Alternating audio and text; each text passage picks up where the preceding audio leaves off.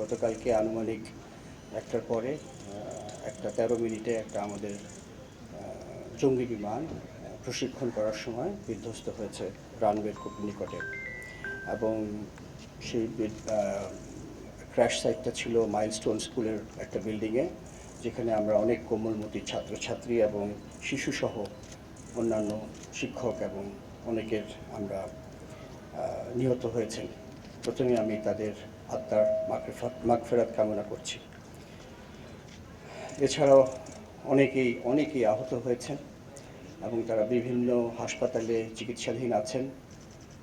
আমি এখানে আসার আগেই সিএমএইচে দেখে এসেছি। ওয়ার্ল্ড ইউনিটি যাবো ইনশাল্লাহ একটু পরে, অন্যান্য জায়গাও যাওয়ার ইচ্ছা আছে।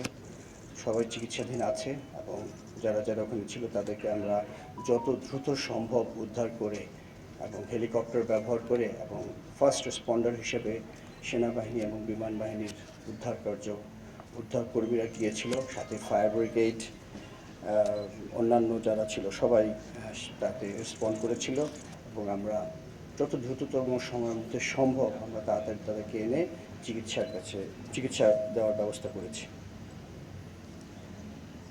এছাড়াও আমি নিহত এবং আহত সবার শোক সন্তপ্ত পরিবারের প্রতি আমার আন্তরিক সমবেদনা জানাচ্ছি আপনাদের মাধ্যমে। আল্লাহ আমাদের সকলকে ধৈর্য ধারণ করার ক্ষমতা দিন এবং এই শোক যাতে কাটিয়ে উঠতে পারি সেটাই আশা করি, সেই শক্তি যাতে আমরা পাই। পাইলট আপনারা জানেন, অনেক মিডিয়াতে অলরেডি এসছে, আপনারা দেখেছেন যে পাইলট যখন বিমানটা তার নিয়ন্ত্রণের বাইরে চলে যাচ্ছিল, সে তার সর্বোপরি চেষ্টা করেছে বিমানটাকে একটি খালি জায়গায়, বিশেষ করে ওই মাঠটাই পেয়েছিল যেখানে সে নামানোর চেষ্টা করেছিল, কিন্তু তারপরে তার শেষ চেষ্টা সফল হয়নি বলবো, কারণ বিমানটা আছড়ে পড়েছিল ওই বিল্ডিংয়ের উপরে। কিন্তু সে সেই নিয়ন্ত্রণ রাখার জন্যে বা বিমানটাকে দিক নির্দেশনা যাওয়ার জন্য যে মূল্যবান সময় দিয়েছে, তার জন্যে তার যে ইজেকশন বলি আমরা, বিমান থেকে বের হওয়ার যে পদ্ধতি আমাদের, সেটা বিলম্বিত হয়ে যায় এবং তার ফলে সে তার নিজের জীবন উৎসর্গ করেছে বা সে আজকে আমাদের মাঝে নাই। এই জন্যে আমি একটু আগে আমরা তার ফিউনারাল প্যারেড বা জানাজা করলাম। আমি তার আত্মার মাগফিরাত কামনা করছি আবার, এবং তার শোক সন্তপ্ত পরিবারের প্রতি আমার গভীর সমবেদনা জানাচ্ছি। আপনারা অলরেডি দেখেছেন গতকালকে থেকেই দেশের এই বিপদের সময় আমাদের মাননীয় প্রধান উপদেষ্টা, অন্যান্য উপদেষ্টাবৃন্দ, বিভিন্ন রাজনৈতিক দলের নেতৃবৃন্দ, আইন শৃঙ্খলা বাহিনী, চিকিৎসকবৃন্দ, ফায়ার সার্ভিস, স্বেচ্ছাসেবী, বিভিন্ন সেবা প্রদানকারী সংস্থা, সাধারণ ছাত্র, শিক্ষক ও সাধারণ জনগণ কাঁধে কাঁধ মিলিয়ে পরিস্থিতি মোকাবেলা করেছে। এই ধরনের যখন আমরা ঐক্যবদ্ধভাবে কাজ করি, তখনই আমরা বুঝতে পারি যে আমাদের যে কোনো ধরনের বিপদে আসলে আমরা কতটা ঐক্যবদ্ধ হতে পারি, এবং সুন্দরভাবে কালকে আমরা সবাই মিলে কাজ করেছি এবং উদ্ধার করতে সক্ষম হয়েছি। অবশ্যই সেনাবাহিনী এবং বিমান বাহিনী প্রথম দিকে গিয়েছিল এবং তারা তাদের বিশেষ উদ্ধারকারী যেসব যন্ত্রপাতি আছে বিমান বাহিনীর হেলিকপ্টারের মাধ্যমে তারা ফার্স্ট রেসপন্ডার হিসেবে সমস্ত আহতদেরকে এবং নিহতদেরকেও নিয়ে এসেছিল ওখান থেকে। আমি আপনাদেরকে জানাতে চাই যে সরকার বা আমাদের মাননীয় প্রধান উপদেষ্টা প্রথমেই বলেছেন যে এদের যারা আহত হয়েছে তাদের সুচিকিৎসার বন্দোবস্ত করতে হবে, এবং সে ব্যাপারে তাদের কাছ থেকে আমরা সম্পূর্ণ আশ্বাস পাচ্ছি। ইনশাআল্লাহ সমস্ত ধরনের চিকিৎসার ব্যবস্থা তাদের করা হবে।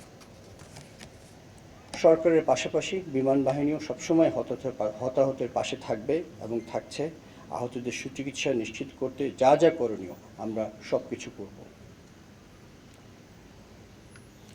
ইতিমধ্যেই গতকালকে আমরা একটি উচ্চ পর্যায়ের তদন্ত টিম গঠন করে দিয়েছি। তারা অতি শীঘ্রই এই তদন্ত করে বের করবে যে কী ঘটনা ঘটেছিল, এবং তার ভিত্তিতে আমরা ভবিষ্যতে যদি কোনো কিছু ভুল ত্রুটি থাকে তার অবশ্যই ব্যবস্থা নেব।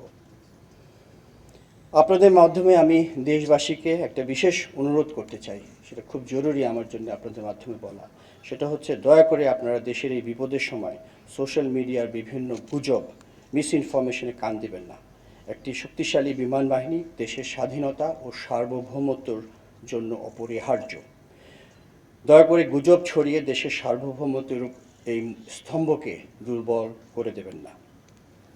এই মর্মান্তিক দুর্ঘটনায় আপনাদের সবার মতো আমারও হৃদয় ভেঙে গেছে। আপনারা জানেন যে আমি মাত্র সফরে বেরিয়েছিলাম, একটা জরুরি সফর ছিল। আমি ওই বিমানবন্দর থেকেই সরাসরি ফিরে এসেছি আজকে সকালে।